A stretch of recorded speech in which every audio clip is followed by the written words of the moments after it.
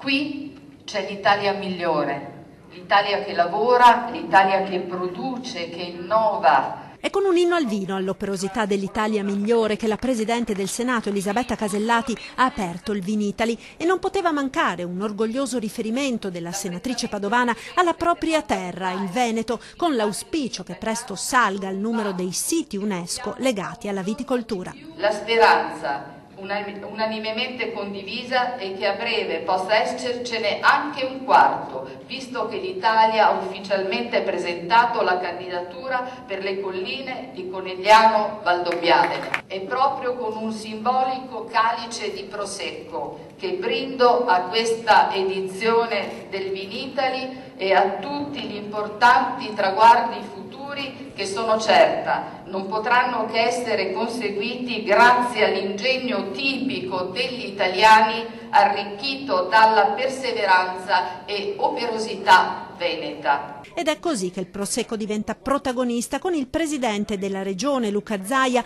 che, snocciolando i numeri della produzione vinicola, 40 milioni di ettolitri in Italia ed il Veneto primo produttore con 8 milioni e mezzo di ettolitri, invita a mostrare l'orgoglio del vino, il Wine Pride, magari togliendo dalle carte dei vini di tanti locali le bollicine straniere, promuovendo invece quelle italiane. Direi che ci siamo, dobbiamo continuare a crescere, certificare il prodotto, il vigneto,